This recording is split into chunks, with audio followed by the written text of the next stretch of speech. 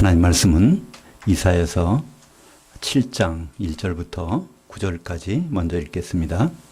우시아의 손자요 요담의 아들인 유다의 아하스 왕 때 아람의 르신 왕과 르말리아의 아들 이스라엘의 베가 왕이 올라와서 예루살렘을 쳤으나 능히 이기지 못하니라. 어떤 사람이 다윗 집에 알려 이르되 아람이 에브라임과 동맹하였다 하므로 왕의 마음과 그의 백성의 마음이 숲이 바람에 흔들림과 같이 흔들렸더라. 그때 여호와께서 이사야에게 이르시되 너와 네 아들 스알 야숲은 윗모 수도 그 세탁자밭 큰 길에 나가서 아하스를 만나 그에게 이르기를 너는 삼가며 조용하라. 르신과 아람과 르말리아의 아들이 심히 노할지라도 이들은 연기나는 두 부지깽이 그루터기에 불과하니 두려워하지 말며 낙심하지 말라. 아람과 에브람과 르말리아의 아들이 악한 꾀로 너를 대적하여 이르기를 우리가 올라 유다를 쳐서 그것을 쓰러뜨리고 우리를 위하여 그것을 무너뜨리고 다부엘의 아들을 그 중에 세워 왕으로 삼자 했으나 주 여호와의 말씀이 그 일은 서지 못하며 이루어지지 못하리라. 대저 아람의 머리는 다메섹이요 다메섹의 머리는 르신이며 65년 내에 에브라임이 패망하여 다시는 나라를 이루지 못할 것이며 에브라임의 머리는 사마리아요 사마리아의 머리는 르말리아의 아들이니라. 만일 너희가 믿지 아니하면 너희는 서지 못하리라 하시니라. 원전으로 다시 보는 이사야서 오늘은 7장입니다. 7장 1절부터 25절까지 있는 말씀을 통해서 여호와 하나님의 징조와 임마누엘이라는 제목으로 말씀을 나누겠습니다. 이사야는 선지자 중에 가장 자세하게 기록한 이사야서를 기록했습니다. 66권까지 있는데요. 우리는 1장을 받고 6장을 받고 오늘 7장으로 들어갔습니다. 66권까지 있기 때문에 이걸 전부 우리가 다루기는 시간적인 제약이 있어서 중간중간에 우리가 좀 관심 갖고 봐야 될 부분을 집중적으로 먼저 보고 시간이 되면 다음 부분도 계속해서 볼 수 있었으면 좋겠습니다. 오늘 이 사건이 벌어진 시기는 연도로 하면 주전 733년으로 이제 계산이 됩니다. 그러니까 이때 남유다와 북이스라엘이 있고요. 이스라엘. 그 북쪽에는 아람이 있습니다. 북쪽이라보다는 이제 이쪽에 아람이 있고 이런 상황에서 지금 남유다를 중심으로 지금 이사야 선지자는 얘기를 하고 있는 것이죠. 이 상황에서 또 한 나라가 나타납니다. 그 나라는 바로 이 아수르라는 것이 아수르. 이런 네 나라의 관계에서 지금 어떤 일이 벌어진 거 하니 이 북이스라엘과 아람이 연합을 해서 지금 전 남왕국을 쳐들어온 것입니다. 그 연도가 주전 733년. 이때 이런 일이 벌어지니까 여기에 당시의 왕은 아하스 왕이고요. 아하스. 그리고 여기 베가, 여기는 르신. 이제 왕 이름들이 이제 이렇게 나오게 되죠. 그래서 이 남왕국의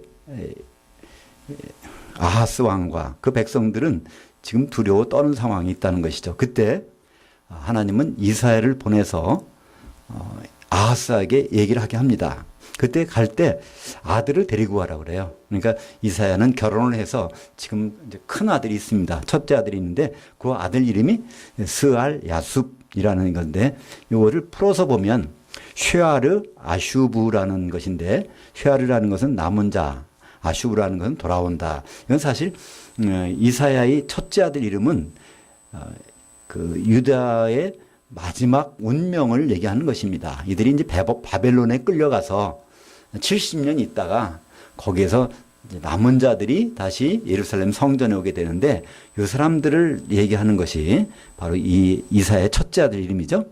그 아들을 데리고 가서 아하스한테 얘기를 하라는 것입니다. 그러니까 하나님은 이 먼 미래의 일까지도 지금 미리 알려주시면서 당장의 일을 말씀하고 있는 것이죠. 그때 지금 상황은 이 르신과 베가가 연합을 해서 여기를 쳐들어온 다음에 지금 왕까지 세워놓겠다는 거예요. 그 왕을 이름 보니까 다부엘의 아들을 그 왕으로 세워놓고, 그러니까 지금 아하스 왕은요, 지금 자기의 유다도 문제지만은 자기 왕위도 떨어질 거로 지금 위태위태하단 말이에요. 그런 상황에서 지금 이사야는 예언합니다. 근데 그런 일이 이루지 않는다는 거예요. 그럼 계속 하나님 앞에 바로 서기만 하면은 그런 일은 이루어지지 않을 텐데, 그래서 이제 거기에 대해서 징조를 주겠다고 얘기합니다. 그런 일이 반드시 일어나지 않으니까 징조를 주겠다. 그러면 여기서 아하스 같은 경우는요, 당연히 그걸 받아야 될 거 아니에요. 그죠? 근데 아하스는 그거 싫다는 겁니다. 자기는 겉으로는 겸손한 척해서 그거 싫다고 그러지만은 사실은 내막이 있어요. 지금 이 아하스는 지금 이렇게 쳐들어와 봤자 자기는 어떻게 할 생각이냐면 이 아스루 왕한테 잘 보여가지고 이 아스루 왕한테 뇌물을 줘가지고 이 두 나라를 가서 공격을 해달라. 그 보관을 이미 가지고 있는 겁니다. 그러니까 하나님이 안 도와주셔도 관계없습니다. 그런 얘기예요. 겉으로는 겸손하게 그 징조 나는 안 받겠습니다. 이렇게 하지만은 그것을 이제 자기 내막이 있는 겁니다. 그 내용이 바로 10절부터 12절까지 나옵니다. 여호와께서 아하스에게 말씀하여 이르시되 너는 네 하나님 여호와께 한 징조를 구하되 깊은 데서든지 높은 데서든지 구하라 하시니 아하스가 이르되 나는 구하지 아니하겠나이다. 나는 여호와를 시험하지 아니하겠나이다 한지라. 그러니까 나 징조 구하다는데 그건 여호와를 시험하는 거니까 난 싫어요. 그렇게 얘기를 하는 겁니다. 근데 역사적인 사실 기록된 내용을 보면요, 이미 그 사람은 생각을 하고 있어요. 지금 이 두 나라가 쳐들어온 것이 언제라고 그랬죠? 지금 규전 733년에 이게 딱 쳐들어왔는데, 이제 이 아하스는요, 여기다가 뇌물을 줘가지고 이들을 공격하는 것이 규전 722년에 결국 이 두 왕이 죽게 됩니다.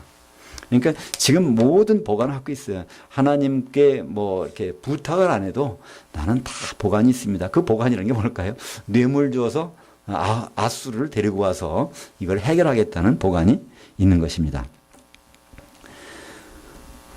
근데 하나님은요, 결국 이사야를 통해서 결국은 주십니다. 징조를. 그것이 이제 13절부터 14절까지. 굉장히 이사야서에서 성경 전체에서도 굉장히 중요한 말씀 중에 하나인데요. 13절부터 14절까지 한번 읽겠습니다. 이사야가 이르되 다윗의 집이 원하건대 들을지어다. 너희가 사람들을 지치게 하고서 그것을 작은 일로 여겨 또 나의 하나님을 지치게 하려느냐. 그러므로 주께서 친히 징조를 너에게 주실 것이라. 보라, 그 젊은 여자가 잉태하여 어떤 아들을 낳을 텐데 그 여자는 그의 이름을 임마누엘이라 하리라. 우리 성경은 보통 처녀가 잉태하여 아들을 낳으리니 이름을 임마누엘이라 하리라 이렇게 번역되어 있는데요. 그걸 그대로 번역하다 보면 거긴 처녀라는 단어가 안 나옵니다. 대신에 젊은 여자라는 단어가 나와요. 그리고 젊은 여자도 어떤 아무 젊은 여자가 지정된 여자가 있습니다. 지금 이 말을 할 때는 아하스가 살아있을 때 이런 일이 벌어진다는 거예요. 어떤 젊은 여자가 임신해서 그 아들이 나오는데 그 아들 보고 임마누엘 한다는 겁니다. 그렇다면 이건 어떤 얘기냐면요, 그 아들 낳는데 아들 이름은 다른 이름이 져져요. 근데 시간이 지난 다음에 그 아들을 낳은 여자는 걔 보고 그 이름을 얘기하는 것이 아니라 임마누엘 한다는 것입니다. 그러니까 이것을 보통 우리는 동정녀 탄생에 대한 예언이다 그러는데요. 그걸 가만히 내려놓고 보면 동정녀 탄생 예언과는 거리가 있습니다. 지금 아하스에게 생전에 얼마 안 있어서 이런 일이 벌어진다는 걸 이제 징조로 주시겠다는 거예요. 아하스에게 징조를 주시는 것이 그 후로 약 한 300 370년 전, 370년 후에 예수님 탄생에 대한 예언이 아닙니다. 이거는 아하스에게, 아하스는 싫다고 그러는데 주시겠다는 거예요. 그래서 거기에는 원래 히브리 말에는요, 처녀라는 단어가 있고 젊은 여자라는 단어가 따로 있습니다. 그래서 처녀라는 단어는요, 베툴라, 베툴라, 이거 처녀입니다. 처녀. 그리고 알마 하면 그냥 젊은 여자, 레이디예요. 젊은 여자. 이 사람이 결혼했는지 안 했는지 그건 관계없습니다. 젊은 여자를 알마라고 합니다. 이것이 나오는 문장을 한번 볼까요? 창세기 24장 16절에 보면 그 소녀는 보기에 심히 아리답고 지금까지 남자가 갖가지 아니한 처녀 베툴라더라. 그녀가 우물로 내려가서 물을 그 물동이에 채워가지고 올라오는지라. 지금 이삭의 아내를 구하러 그 엘리에셀이라는 종이, 아브라함이 종이 가서 이제 어떤 여자를 만납니다. 그 여자가 리브가였죠. 리브가를 딱 보니까 이 젊은 여자가 있는데 이 여자가 아직 남자를 알지 못하는 그 처녀 베툴라라고 얘기를 하고 있는 것이죠. 만약에 이 동정녀라고 하면 오늘 또 여기다가 베툴라라는 단어를 써야 될 텐데 오늘 여기서는 베툴라가 아니라 알마라는 단어를 씁니다. 그리고 그 알마에다가 앞에 정관사가 붙어요. 하 알마에서 네가 알고 있는 그 젊은 여자가 애를 또 낳는다는 거예요. 그런데 그 애를 보고 이름을 뭐라고 부른다는 겁니다. 누가요? 그 여자가, 난 여자가 그 애를 그렇게 부른다는 거예요. 어떤 사건을 보고. 그러니까 이것은 나중에 몇백 년 후에 있을 일을 말하는 것이 절대로 아닙니다. 지금 징조니까, 그죠? 아하스 왕이 싫다고 그러는데 아하스 왕이 알도록 징조를 주신다고 하면서 하신 말씀이 지금 이 말씀 하신 겁니다. 근데 그러면 이 사건이 벌어졌는지 안 벌어졌는지 보면 알 수 있잖아요. 8장에 가면 그 사건이 벌어집니다. 그 젊은 여자가 애를 낳아요. 그걸 볼까요? 이사야서 8장 3절에 내가 그 여자 선지자를 가까이 하매 그녀가 임신하여 아들을 낳은지라 여호와께서 내게 이르시되 그의 이름을 너는 마할살렐 하스바스라 하라. 이는 이 아기가 내 아빠 내 엄마라고 부를 줄 알기 전에 다메섹의 제물과 사마리아의 노략물이 아스루 왕 앞에 옮겨질 것임이라 하시니라. 그러니까 이제 그 젊은 여자가 여기는 뭐라고 됐냐면 그 여자 선지자. 근데 우리말 성경에서는 그 아내라고 번역했는데요. 그건 의역을 한 것이고 원래는 젊은 여자 선지자입니다. 그러니까 이걸 번역하는 분들이 조금 의역을 한 것 같아요. 왜냐하면 지금 이제 이걸 쉽게 말하면 어떤 목사님이 있는데 여자 전도사하고 어떤 관계를 해서 애를 낳는다. 그럼 이상하잖아요. 그죠? 그래서 그걸 그냥 그의 아내하고 애를 낳았다고 이걸 의역을 해서. 근데 여기는 그의 아내라는 말이 아니라 네비아라는 그 여자 선지자를 씁니다. 그러니까 그것도 그 네비아에서 누구 알고 있는 그 여자 선지자라는 거예요. 이사야가 알고 있는 그 여자 선지자. 근데 이사야한테는 바로 어떤 여자가 아기를 낳는다고 해놓고 그러면 이사야가 아기 낳은 여자가 바로 앞 7장 14절에 나오는 그 여자고 그 여자는 신분이 선지자입니다. 그러니까 이 부부 선지자라는 것이죠. 성경에는 부부 선지자는 처음으로 나옵니다. 선지자를 보통 히브리 말로 나비라고 합니다. 나비. 요새 우리 자동차를 운전할 때 내비 달고 다닌다 그러죠. 내비. 그게 히브리 말로는 선지자라는 뜻입니다. 그러니까 이것이 여성형이 되면요. 네비아라고 해서 여성형은 네비아. 그래서 그러니까 이사야는 나비고요. 이사야의 부인은 네비아입니다. 그래서 이 부부는 결혼해서 첫 아들이 바로 스알야습을 낳았어요. 바로 남은 자가 돌아오리라는 명칭의 이름을 받아서 유다의 운명을 결정짓는 그 이름을 받았습니다. 그 이름을 가지고 아하스한테 가서 같이 설명을 하고 있는데 징조 보여주시겠다고 하는 징조가 그 젊은 여자가 이사야가 알고 있는 젊은 여자가 애를 낳는데 그 아들 이름을 바로 임마누엘 이렇게 부르겠다는 겁니다. 근데 오늘 보니까 아들을 낳는데 여자 선지자하고 아들 낳는데 이름을 뭐라고 짓습니까? 자기가 짓는 것도 아니에요. 그렇게 지으라고 해서 그대로 짓는 거예요. 하나님은 뭐라고 지으라고요? 마을살렐 하스바스. 이거는 바로 이 적군이 들어와 침입해서 노략물을 신속하게 약탈물을 빨리 가져간다는 뜻입니다. 아주 짧은 시간에 가져간다는 거예요. 그러니까 이 아람 군대와 북이스라엘 군대 이들이 와서 순간적으로 그걸 탈취한다는 얘기입니다. 사실 굉장히 짧은 기간이죠. 733년에 이런 예언이 있었는데 그것이 이루어진 건 722년에 바로 아수르가 아람에 쳐들어와서 르신을 죽여버립니다. 그리고 또 이 북이스라엘 쳐들어왔는데 북이스라엘에서는 반란이 일어나서 호세아가 이 베가를 죽여버리거든요. 이것이 바로 1년 사이 일어나는 거예요. 그러니까 얼마나 신속하게 일어난지 몰라요. 아수르가 쫓아와가지고 그 사건이 일어난다고 딱 하니까 그 얘기를 듣고 있던 이사야 선지자도 선지자고요. 그 부인도 선지자잖아요. 동역자입니다. 같이 공적인 업무를 수행하고 있는 거예요. 그때 그 얘기를 쭉 듣고서 하는 얘기가 뭔가요? 그것이 이사야서 이제 8장 7절에 나오는데 한번 볼까요? 그러므로 내가 흉룡하고 창이란 큰 하수 곧 아스루 왕과 그의 모든 위력으로 그들을 뒤덮을 것이라. 그 골짜기에 차고 모든 언덕에 넘쳐 흘러 유다에 들어와서 가득하여 목에까지 미치리라. 임마누엘이여 되는데 사실 거기 임마누엘 단어는 없습니다. 맨 끝에 있어요. 어디까지냐면 그가 펴는 날개가 내 땅에 가득하리라 하였느니라. 지금 이 두 군대가 와서 서들어왔지만 이제 아수르가 뒤따라와 가지고 이들을 순식간에 물이 그냥 바다를 덮은 같이 휩쓸고 지나간다는 거예요. 여기 순식간에.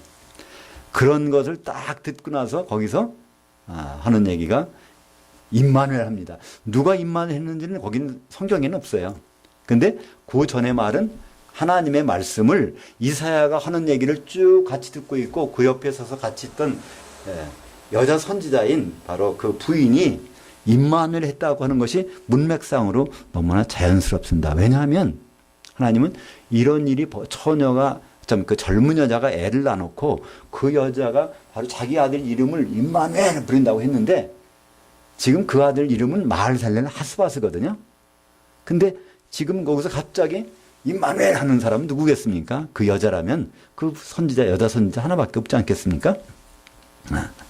그런 일이 이사야서 8장 10절에 보면 너희는 함께 계획하라. 그러나 끝내 이루지 못하리라. 말을 해보아라. 끝내 시행되지 못하리라. 이는 하나님이 우리와 함께 계심이라. 이것은 이 둘이 동맹을 맺어가지고 자기들 나름대로 다 한다고 해도 그런 일은 끝나지 않는다는 거예요. 결국은 아수르가 쳐들어와서 이들을 다 왕들은 황폐하게 없어진다는 겁니다. 그러니까 그런 일이 더 확실히 한 번 더 하니까 그때도 또 임마누엘 합니다. 우리말 성경에서는요. 임마누엘 번역은 안 하고 그걸 그냥 풀어놨습니다. 그것을 하나님이 우리와 함께 계심이니라. 우리말 성경은 풀어놨어요. 근데 성경은 임마누엘. 처음에는 그 말을 먼저 들었던 누군가가 그러니까 그 이사야의 부인일 겁니다. 임마누엘 합니다. 그 다음에 연이어서 마지막으로 이 두 연합군이 쳐들어와서 남유다를 없애지는 못해. 왜냐하면 바벨론을 통해서 하나님은 그들을 심판을 작정하셨기 때문에 이들은 그렇지 못하다는 겁니다. 근데 그러니까 거기서는 그들이 임마누엘 하는 것, 우리와 함께 하신다. 결국 여기서 무슨 말일까요?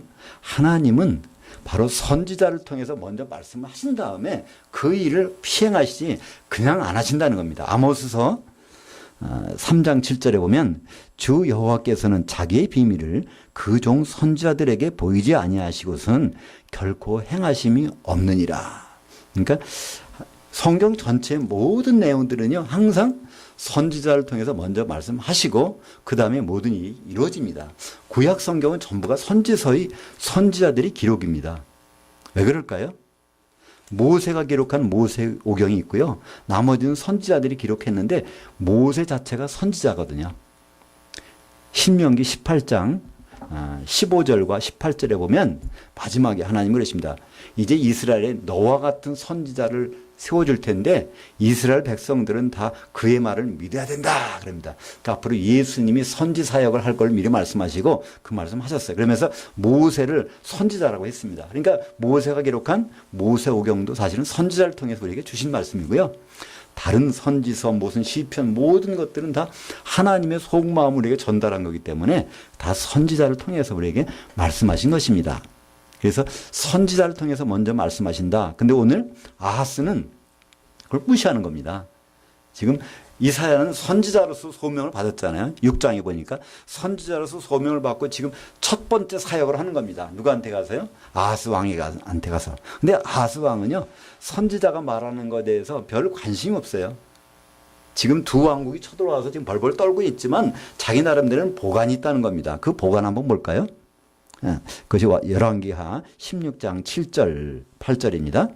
아하스가 아스루 왕 디글랏 빌레셀에게 사자를 보내 이르되 나는 왕의 신복이요 왕의 아들이라. 그러니까 아스루 왕한테 자기가 부하고 자기가 거기에 신하라는 겁니다. 이제 아람 왕과 북이스라엘 왕이 나를 쳐서 청하건대 나를 치니 청하건대 올라와 그 손에서 나를 구원하소서 하고 아하스가 여호와의 성전과 왕국 곳간에 있는 은금을 내어다가 아스루 왕에게 예물로 보냈더니 쭉 해서 결국은 아스루 왕이 와서 아람 왕 르신을 죽여버리고 또 이 북이스라엘 쳐들어왔는데 거기서 반란이 일어나서 베가도 이제 살해를 당합니다. 그런 일이 결국 벌어지는 거예요. 그것이 1년 만에 이런 일이 벌어집니다.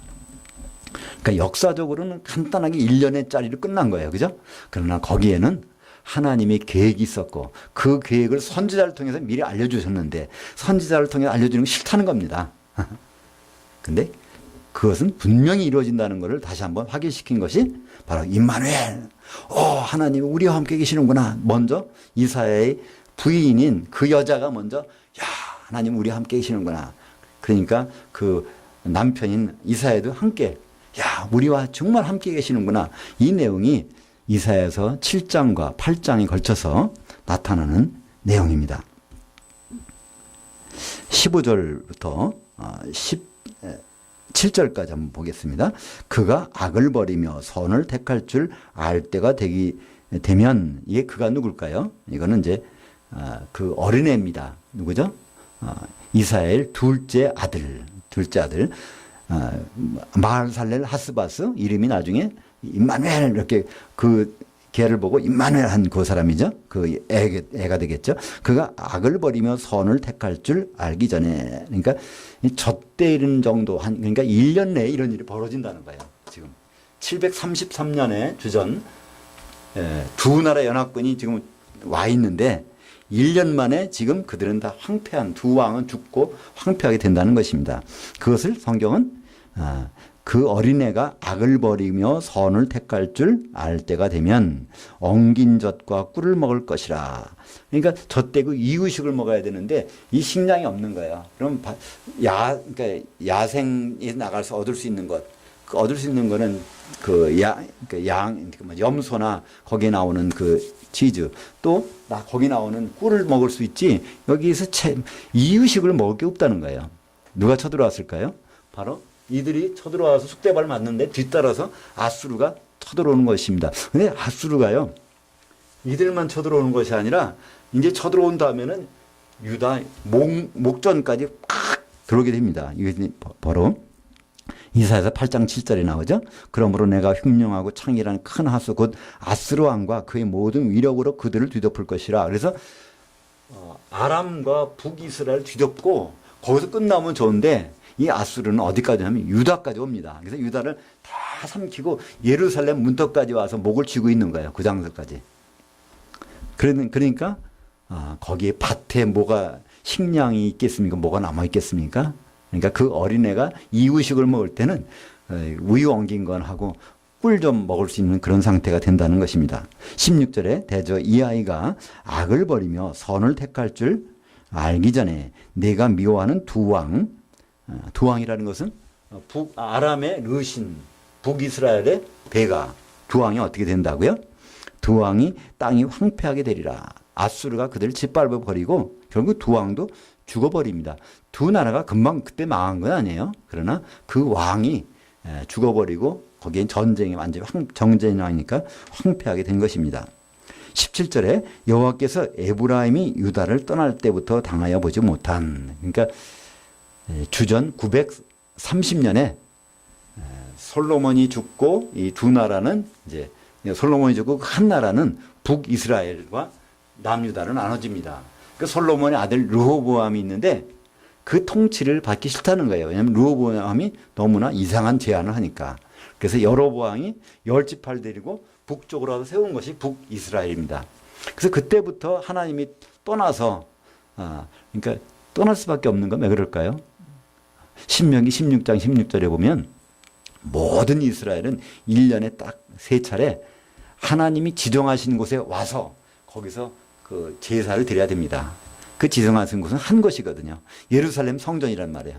그러니까 그 성전에 가게 되면 10지파가 마음이 변할지 모르니까 그 여로보암은 일부러 거기 가도 안 되는 우상을 만들어서 섬기기 시작을 했습니다. 그래서 그때부터 하나님과는 다른 길로 가게 된 것이 북이스라엘인데 그때부터 쭉 올 때 이때까지 시간이 걸쳐서 이때부터 참혹한 날이 없다는 거예요. 그러니까 아수르가 쳐들어와서 완전히 그러니까 이 북쪽은 결국은 아수르한테 시간이 지나면 이제 10년 후에는 완전히 망해버립니다. 그래서 이게 이제 733년에 지금 연합군이 쳐들어왔고요. 722년에 일단은 이 북이스라엘 왕인 베가가 죽습니다. 그 마지막 왕인 호세아가 이제 왕이 되는데 이게 마지막 왕이에요. 호세아가 10년 후에 그것도 죽게 됩니다. 아수르가 와서 다 전멸시키죠. 그래서 722년에 이제 끝내버립니다. 그래서 여기 17절에 보니까 여호와께서 에브라임이 유다를 떠날 때부터 당하여 보지 못한 날을 너와 내 백성과 내 아버지 집에 임하게 하시리니 곧 아수르 왕이 오는 날이라. 그러니까 아수르 왕이 오면은 겉으로는 좋은 것 같아요. 그죠? 그들이 와서 아람도 없애버리고 또 북이스라엘도 이제 황폐하게 하고 거기까지 오면 좋겠는데 그들은 거기서 쓰지 않습니다. 근데 유다까지 쳐들어와서 그냥 목전에서 목을 조르고 있는 그런 날이 이제 다오게 된다는 것입니다. 근데 이것은 아수르 왕이 그들을 끝내지는 못한다는 거예요. 하나님의 계획은 아수르 왕이 통해서 있는 것이 아닙니다. 바로 바벨론을 통해서 이제 마지막 일을 하실 것입니다.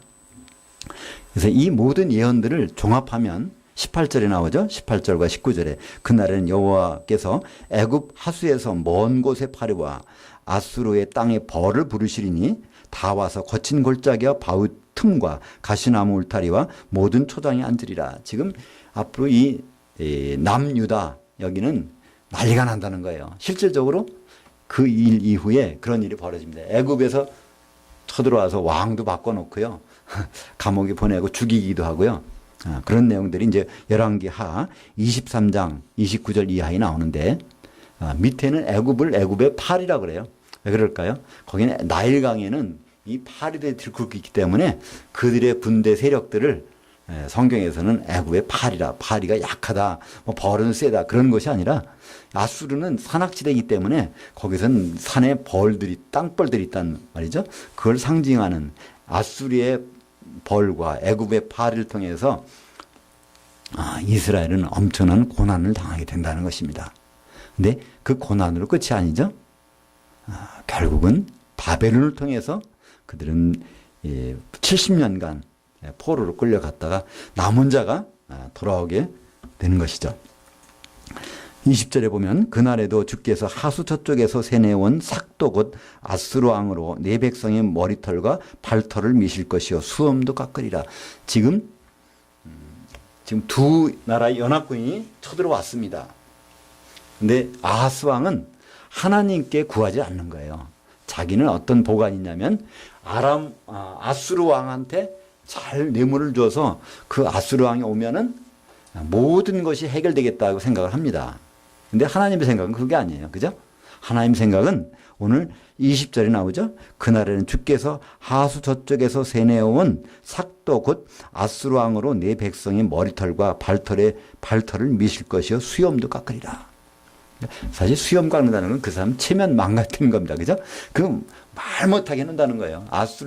내가 지금 아수르 왕한테 뇌물 줘가지고 그들 데려다가 두 나라를 지금 없애고 안전하게 하려고 하지만 그 생각은 잘못된 거라는 거예요. 그 생각으로 근데 결국 그렇게 합니다. 뇌물을 줘서. 근데 그들이 와서 거기서 끝나지 않고 이 남유다까지 와서 유다라는 땅이 넓잖아요. 거기에서 예루살렘만 남겨놓고 예루살렘 거기 목까지 조이고 있는 그런 상황을 여기서 말씀하고 있습니다. 그래서 그들이 올 때 그 땅이 찔레와 가시가 나는 곳이 된다는 겁니다. 그것은 황폐하게 된다는 거예요. 그러니까 이 아수르가 와서 남왕국을 침입할 때 그 모든 땅들은 다 폐허가 된다는 겁니다. 전부가. 그 예루살렘 성만 쭉 남았다가 좀 시간 지난 다음에는 결국은 이제 바벨론으로 끌려가게 되는 것이죠. 지금 이사야서 7장에서 이제 8장과 연결되는 이사야서 7장과 8장에서 하나님은 그 아하스에게 경고를 주시고 거기다 아하스가 갖고 있는 그 계획이 얼마나 허술한 계획인지 잘못된 계획인지를 미리 말씀해 주십니다. 근데 아하스는요 그 계획을 그냥 실천합니다. 하나님 말씀을 안 들으려고 그래요. 8장에 가서는 정말로 처녀가 애를 낳는데 그 애의 이름은 원래 마할살레 하스바스인데 그 처녀가 아니라 그 애 엄마죠. 그 여자가 임마누엘 하는 겁니다. 아 정말 우리와 함께 선지자에게 말씀하신 것은 반드시 이루시는구나. 그러니까 선지자가 말하는 것에 그것이 헛말이 아니라는 걸 반드시 하나님은 증명해 주시겠다는 겁니다. 그 일이 바로 이제 8장에 가면 벌어지고요. 그 다음에 그 말한 바로 조금 지나서 둘이서 이사야와 이사야의 부인 부부 선지자가 임마누엘 하는 것으로 이사야서 8장의 내용이 끝납니다. 우리는 보통 이사야서 7장 14절을 예수님이 동정녀 탄생이라고 하는 이유가 있어요. 왜 그럴까요? 마태복음 1장 23절에 보면 보라 그 처녀가 잉태하여 어떤 아들을 낳을 것이요 그들은 그 이름을 임마누엘이라 하리라 하였으니 이를 번역한즉 하나님이 우리와 함께 계시다 함이라. 근데 그 말씀 한번 쭉 들어보면 그러면 애를 낳았어요. 낸 다음에 이름을 임마누엘이라고 지어야 되는데 예수라고 짓잖아요. 그죠?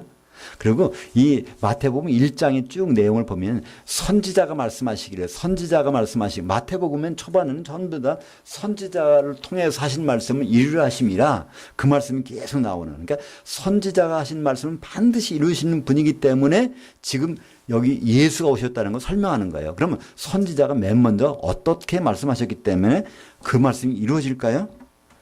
그것은 창세기 3장 15절에 바로 여자의 후손으로 오실 분이 있다는 거. 이거 모세가 기록했지만 그 선지자를 통해서 하신 말씀이에요. 그죠? 바로 이런 일이 여자의 후손, 남자 관계를 통하지 않고 여자를 통해서 어떤 성령으로밖에 잉태되지 못하겠죠. 그런 분이 온다고 분명히 나왔는데 정말 선지자를 통해서 하신 말씀인 반드시 이루어지는구나.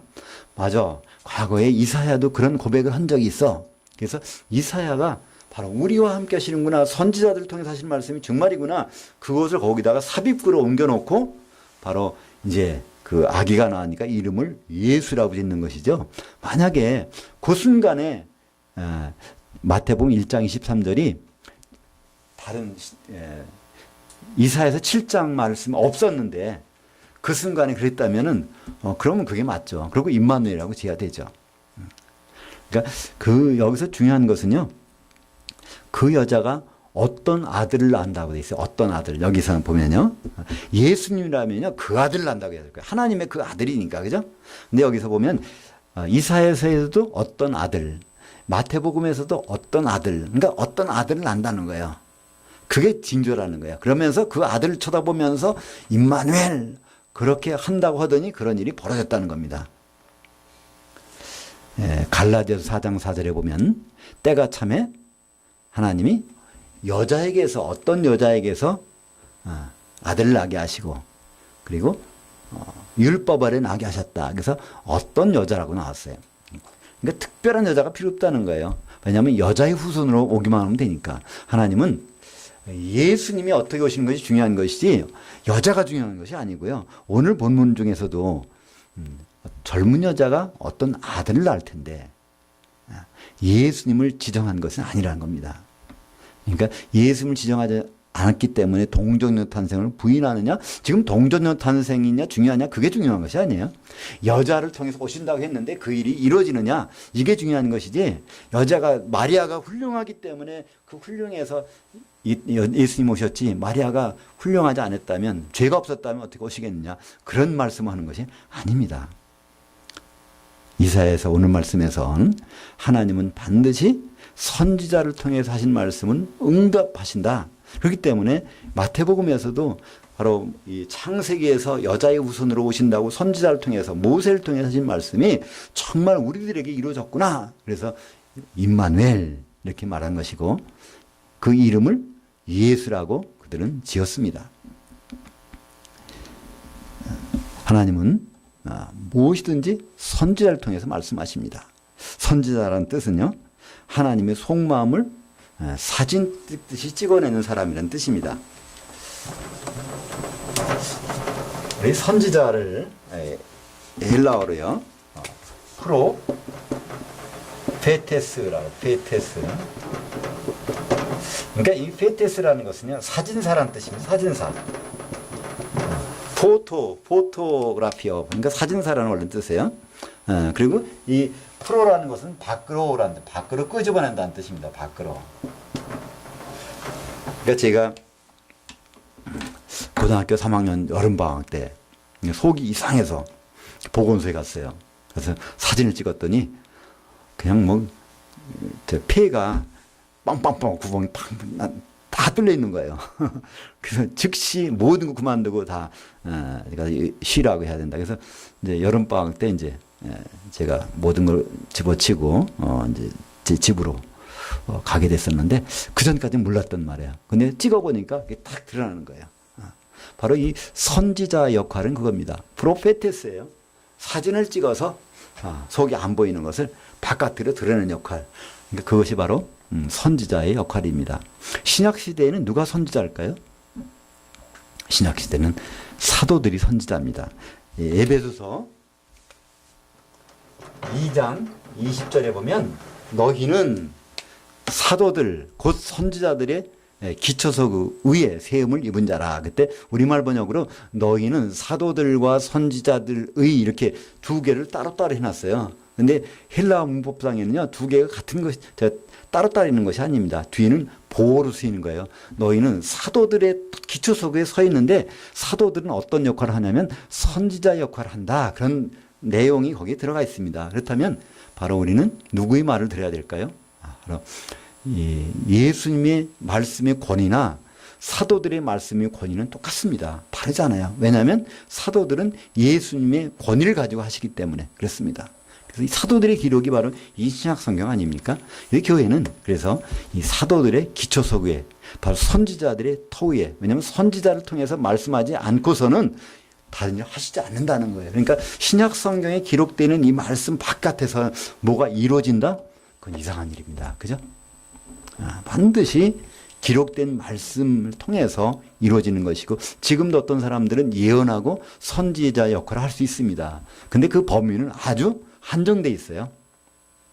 그것은 사도들의 터, 이 성경을 넘어서서 어떤 예언한다? 성경의 어떤 부분을 빼고 예언한다? 그건 아주 잘못된 것입니다. 그래서 요한계시록 22장 18절 19절에는 아주 그런 말씀 박아놨죠. 이 예언의 말씀을 더하지도 빼지도 못하게 해놨어요. 그죠? 그것은 바로 이 사도들을 통해서 우리에게 말씀을 주셨고, 우리는 사도들의 기초석 위에 세우심을 입은 자들이고, 교회 그분의 신부로서 세워져 가고 있는 것입니다. 하나님은 초월하지 않는 것이 있는데, 선지자를 통해서 하시지 않고서는 절대로 그 일을 안 하세요. 그죠? 근데 선지자를 통해서 하신 말씀은 반드시 이루신단 말입니다. 그것의 확증이 선지자들이, 이사야 부부가 한 말, 임마누엘. 맞아? 이사야의 아내가 먼저 임마누엘. 그 다음에 이사야의 부부가 합해서 임마누엘.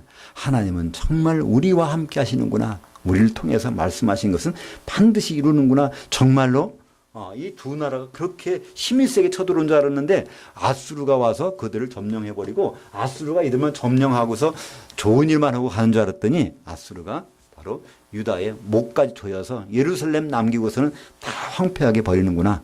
근데 그것이 끝이라고 아니라고 그랬더니 정말 아수르는 패망하고 말더라. 나중에 바벨론을 통해서 이스라엘을 포로로 끌려갔다가 다시 오게 하시는구나. 이 모든 것은 선지자를 통해서 말씀하셨고 그것이 지금까지 그대로 이루어진 것을 볼 수 있습니다. 이 구약 성경의 내용들이 이루어진 것처럼 신약 성경 요한계시록의 내용까지는 모든 반드시 이루어지게 되어 있습니다. 그것은 선지자를 통해서 하신 말씀이기 때문에 그렇습니다. 우리는 그냥 사도로만 알지만 사도들은 곧 선지자들이다. 에베소서 2장 20절에 있고요. 그것이 그대로 된 것은 요한계시록 21장 14절에 보면 예루살렘 성곽이 그 밑에 보니까 12사도, 어린 양 12사도 이름이 쫙 있더라. 그러니까 거기를 통해서 이루어지지 않는 것은 없다는 겁니다. 우리는 이렇게 아하스 왕은요, 그걸 별거 아니라고 생각했어요. 너무나 자기가 가진 옵션이 있어요. 적어도 가진 이 뇌물을 아수르 왕한테 주면 자기는 다 안전하게 보호받을 줄 알았는데 그게 아니라는 겁니다. 그 아니라는 거는 오늘 이사야를 통해서 하나님이 아하스에게 말씀하셨습니다. 그 일은 그대로 이루어졌고 그 이루는 과정에서 성경에 임마누엘 앞으로 다음에 나올 이사야서 8장에서는 임마누엘이 2번 외쳐지는 장면을 우리는 발견하게 될 것입니다. 기도하겠습니다. 하나님 아버지,